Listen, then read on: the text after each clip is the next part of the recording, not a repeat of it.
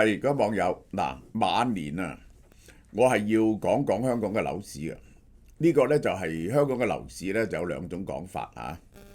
一種呢，就係海外嗰啲 KOL，咁佢哋就喺香港買咗樓，咁佢哋呢，就日日都喺度講香港嘅樓市呢，就係冧嘅，呢個係嚇。咁另外呢，一啲喺度嗰啲做地產代理啊、施永青啊嗰啲呢，日日講嘅樓市呢，就反彈。咁其實香港嘅樓市係點呢？我淨係睇數據，我睇下事實。香港嘅樓市係點？好啦，2026年啊，我哋總結2025年，唔係展望下呢個總結2025年，然後呢就講2026年嘅展望究竟係點？2025年嘅總結，2026年會係點？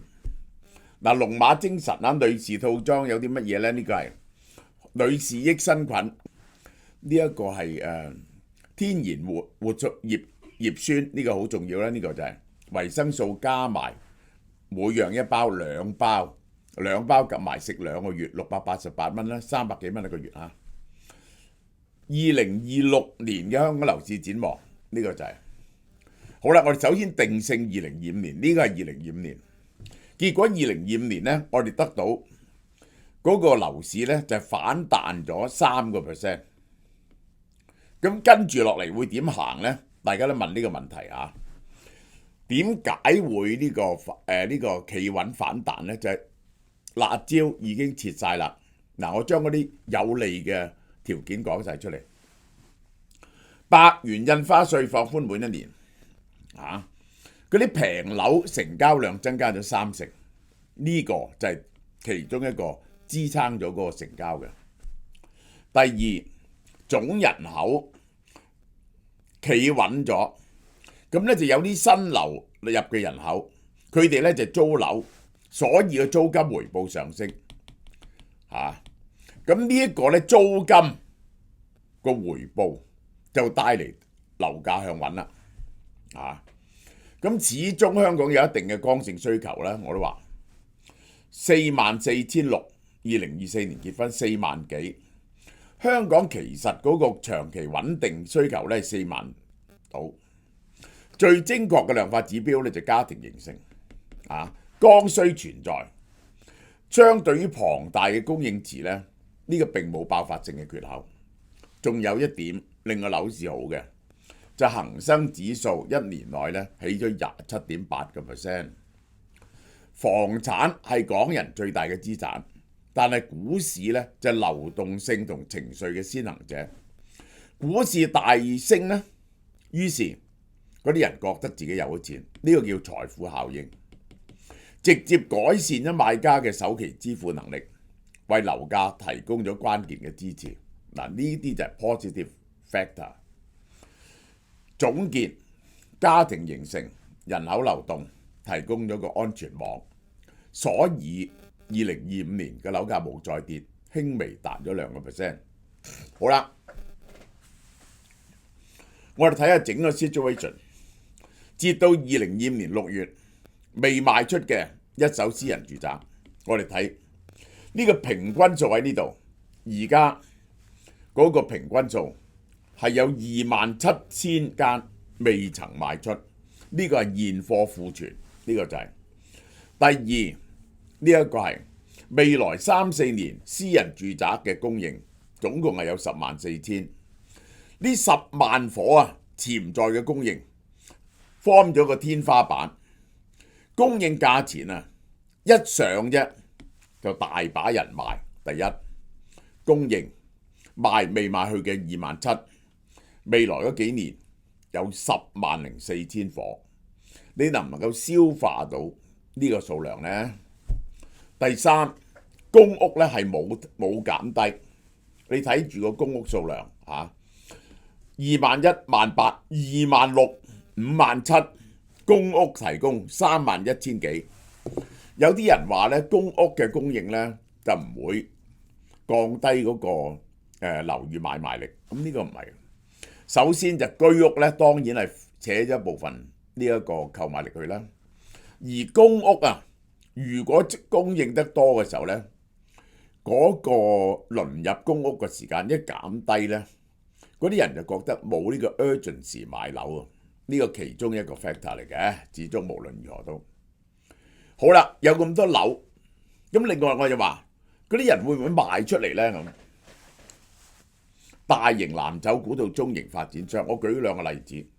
新世界剛啱整咗882億再融資，然後最近佢又整咗一筆嘢出嚟，要按咗啲 K11，包括埋大陸嘅資產都按埋，佢係有好大嘅壓力。新世界即係其中個例子嘅嚟嘅。中型地產商好似英皇咁啊，166億再融資，呢個就係我哋睇下主要地產商，舉幾個例俾大家睇下。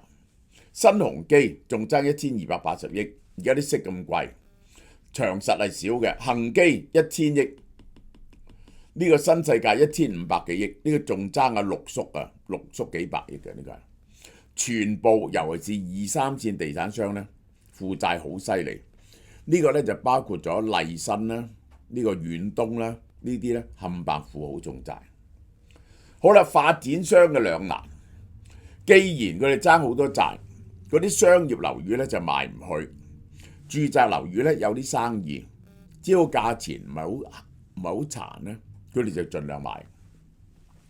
喺高槓桿同銀行風險收緊嘅雙重夾擊，企業嘅第一個優先就係現金流，而唔係利潤率。於是決定以價換量，只要有得成交，佢哋就掟啦，減低個負債，呢個就係。好啦，同時啦，我哋睇下買樓嗰方面，信貸摩擦，銀行風險胃納下降，點解呢？嗰啲銀行借咗俾人買好多呢個寫字樓同埋商場同鋪位，嗰啲人呢啲資產價值下跌得好犀利。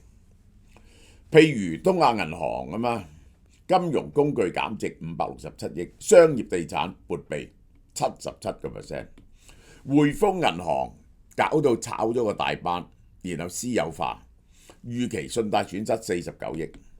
銀行資產負債表受商業地產壞賬影響，嗰啲10大鋪王啊嗰啲啦，同埋嗰啲就算大型地產商呢，佢按嘅嘢咧，多數都係商業地產。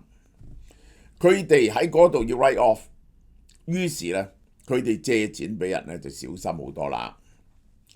於是傳導效應，由銀行帳本到買家估計，股價都係保守。於是對擔保品嘅估價更加嚴苛。按揭業務未停止，但審批流程變長，門檻變高。於是呢個就係個減速帶，交易減緩咗。我哋睇下呢127000伙，104,000伙，呢個咧就變咗個引力井。喺呢一波未曾清到之前呢，個樓市冇大幅度上升嘅壓力。仲有我哋睇緊呢個結婚嘅年齡咧係不停上升，初婚年紀男人去到32.6，女人去到31。賣房需求喺時間軸上被拉長，市場咧唔會一蜂窩入市，恐慌性賣盤。嗰個房屋需求啊係延後釋放嘅，呢個係。仲有一點要睇內地買家，內地買家確實係有25%內地買家，但係內地買家咧而家嘅資產啊運落嚟香港咧係有所困難，所以內地資金確實存在，但係只能夠幫助清理部分庫存啫。樓市係咪能夠大升，核心取決於本地經濟基本面，唔能夠靠外來嘅資金注入。所以我嘅投資策略咧就係：第一，樓市大幅度上升唔容易，因為有咁大嘅供應要消化咗。呢個需求人口冇增加，而嗰啲地產商係會繼續劈嗰啲樓。自住可以考慮，點解呢？因為呢，亦都好難再大跌。一陣我會解釋俾你聽，呢個係喺冇新嘅 shock 情況之下呢，橫行係個 base case。個大約個地產市呢將會係橫行或者輕微向上。佢係唔會 V 型反彈，唔會 E 型反彈。如果冇新嘅壞消息呢，有新嘅壞消息，佢先至會再一步下跌。至於炒呢，係唔值得嘅，呢個係嚇。2025年係回歸理性嘅一年，我哋有個價格嘅天花板，呢10萬壓住，但係亦都有個地板，嗰個租同埋嗰個剛需係頂住咗，於是就喺呢度震盪，呢個就係。我哋睇翻50年嘅房價嚇，50年嘅房價，其實呢，我哋呢以前呢啲市呢，呢次由2021年開始，2022年開始跌咗3年，跌咗3成，呢個呢就典型香港嘅樓市呢就跌3成呢就可以企穩。以前呢每次都係 V 型反彈，呢次呢2025年呢即係起3%，並冇 V 型反彈。呢個係因為香港嘅經濟增長疲軟 ，demographically 冇人口增加，同以前唔同，經濟活力唔同，會唔會大跌呢？哦，原來咁嘅，唯一跌過3成嘅呢係分2段跌嘅。1998年就係因為亞洲金融風暴個樓市跌咗3成。然後到2000年咧兜住咗，到科網股、沙士再跌落去，再跌3成，係分2階段跌嘅。呢個階段下跌，除非而家地緣政治，譬如呢個中國就俾美國經濟封鎖啊，香港受到制裁啊。如果唔係咧，唔容易作第2個階段嘅下跌。市場基調告別單邊行情，有底有頂。上邊俾人頂住唔升得，下邊係有支撐嘅，呢個就係支撐嘅力量。股市財富效應、剛性需求、租金回報、內地邊際買力，阻力有27000，發展商好等錢使，銀行好小心。呢個結果得到個結論，溫和微升係最大嘅 probability， 好嘛？好啦，嗱呢隻 Dr. Bago 係微針，好多人受歡迎嘅。你去美容院咪微針嘅，收你好貴喎。喺我哋呢度咧好平，for beginner 咧就180蚊，就100針，100支針。佢係用珊瑚做成嘅微針啊。咁吉落去咧，你唔會痛。咁咧就嗰啲有6種有益產品就導入你嘅皮膚入邊。如果你用慣嘅咧，就用呢個300針。1個禮拜吉2-3次，咁對於皮膚就有好好嘅作用嘅。呢個賢健逆齡配方係有亞精胺 MNN 白藜蘆醇 TMG 嘅，呢個配方係天王無敵配方。佢嘅份量咧就有呢啲嘢啦，400每日食450 mg 嘅 NMN， 呢個 TMG 白藜蘆醇，呢個加咗就亞精胺落去，有呢個醫學證明亞精胺同埋 NMN 一齊食嘅好處。